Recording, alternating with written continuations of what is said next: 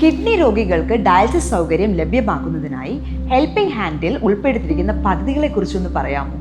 നമ്മളുടെ സമൂഹത്തിൽ ഏറ്റവും കൂടുതൽ കഷ്ടത അനുഭവിക്കുന്ന 2-3 കാറ്റഗറിയാണ് രോഗികൾ. ക്യാൻസർ, കിഡ്നി, അതുപോലെ തന്നെ മറ്റുള്ള പല ലിവർ സംബന്ധമായ, അതൊക്കെ കുറേ കൂടിയൊക്കെ കൺട്രോളബിളാണ്. പക്ഷെ ക്യാൻസറും കിഡ്നിയും ഇറ്റ്സ് എ വെരി ഡേഞ്ചറസ് ഗെയിമാണ്.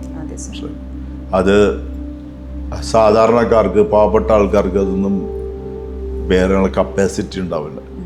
ഇന്ന് നമ്മളെ മലയാളികളെ സംബന്ധിച്ചിടത്തോളം പുരവിറ്റാണെങ്കിലും അവർ ട്രീറ്റ്മെൻറ്റ് ചെയ്യും. തീർച്ചയായിട്ടും. അപ്പോൾ അതൊരു ഷാറ്റേഡ് ലൈഫിലേക്കാണ് ഒരു ഗുണം. പക്ഷെ അതൊന്നും നമ്മൾ ആൾക്കാർ നോക്കാറില്ല. അത് പറഞ്ഞ് ഇപ്പം അപ്പന് വന്നു, അമ്മയ്ക്ക് വന്നു, അല്ലെങ്കിൽ സഹോദരിക്ക് വന്നു എന്ന് പറഞ്ഞുകൊണ്ട് അവർ കൈവിടുന്ന ആൾക്കാരല്ല മലയാളികൾ. അപ്പോൾ എന്താണ്, അവർ കംപ്ലീറ്റ് കാര്യങ്ങൾ അതിനുവേണ്ടി ചെയ്യും. അതുകൊണ്ട് നമ്മൾ ക്യാൻസർ ആൾക്കാർക്ക് വേണ്ടി ഫാർമസി വഴിയും അല്ലാതെ എല്ലാം ധാരാളം കാര്യങ്ങൾ ചെയ്യുന്നുണ്ട്. അതിന് വന്നപ്പോൾ ഇതുകൂടി നമ്മളുടെ മനസ്സിലേക്ക് കയറി വന്നു. ഇതും പല ഡയാലിസിസ് രോഗികൾ ഡയാലിസിസ് ചെയ്യാൻ പൈസ ഇല്ലാതെ വന്നിട്ട് നമ്മളോട് ചോദിക്കുന്ന അവസ്ഥകളൊക്കെ ഉണ്ട്. ഒരു ഡയാലിസിസ് ഒരാൾക്ക് ഒരാഴ്ചയിൽ 3 ഡയാലിസിസ് എടുക്കുന്നുണ്ടെങ്കിൽ ഒരെണ്ണം എടുക്കാതെ വന്നു കഴിഞ്ഞാൽ അദ്ദേഹത്തിൻ്റെ ആ രോഗിയുടെ ജീവിതം വളരെ മാരകമാണ്. ഒന്നത് ധാരാളം റെസ്ട്രിക്ഷൻസ്, ഫുഡ് കഴിക്കാനില്ല, വെള്ളം കഴിക്കാൻ പറ്റില്ല, പിന്നെ സ്ക്രാച്ചസ്, അത് ഇതൊക്കെ ഇട്ട് റാഷും അതും ഇതൊക്കെ ഇട്ട് വരും, മനസ്സിലായില്ലേ? അപ്പം ഇവരുടെ ആ ഒരു നേരം ഡയാലിസിസ് ചെയ്യാൻ പറ്റാത്ത അവസ്ഥ വരുന്ന അവരുടെ മാനസിക നില, അവരുടെ കുടുംബത്തിൻ്റെ മാനസിക നില, ഇതൊക്കെ നമ്മൾ മനസ്സിലാക്കണം.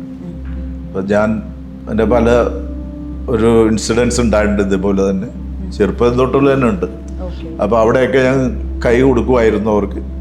അങ്ങനെ വന്നപ്പോൾ നമ്മൾ വിചാരിച്ചു ഇതേപോലെ തന്നെ ഒരു ക്യാൻസർ ഫൗണ്ടേഷൻ ചെയ്യുന്നത് പോലെ കിഡ്നി ഫൗണ്ടേഷൻ്റെ കാര്യങ്ങളോ അതേപോലെ തന്നെ ചെയ്യാമെന്ന് ഞാൻ തീരുമാനിക്കുകയും അങ്ങനെ ഇതും എല്ലാവരിലേക്കും എത്തണം.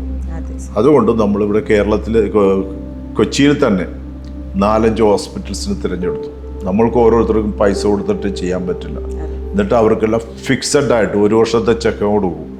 എല്ലാ മാസവും ഇത്ര രൂപ വെച്ച് എല്ലാവർക്കും. എന്നിട്ട് അവരോട് പറയും 50% രോഗികൾ കൊണ്ടുവരട്ടെ, 50% നമ്മളുടെ നിന്ന് കൊടുക്കും.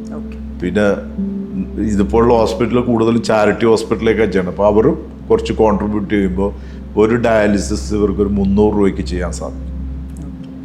അപ്പോൾ അതുകൊണ്ട് അവരുടെ ജീവിതത്തിൽ ഭയങ്കര ഒരു പ്രകാശമുണ്ട്. ഒരു പ്രകാശം എന്ന് പറഞ്ഞാൽ അവർക്കൊരു ആശ്വാസം പോലെയാണ്. അവർ ജീവിക്കുന്ന വളരെ കുറച്ചു കാലമായിരിക്കാം.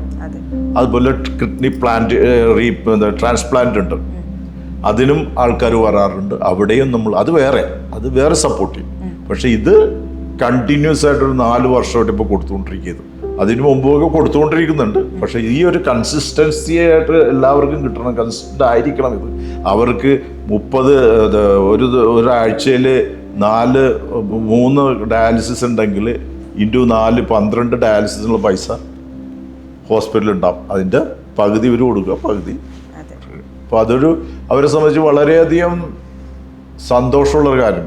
രോഗിയാണ്, സന്തോഷമൊന്നുമില്ല, എന്നിരുന്നാലും തന്നെയും അവരുടെ ഒരു ഹോപ്പ് കിട്ടുമല്ലോ, നാളെ എനിക്ക് ജീവിക്കാം എന്നുള്ളത്.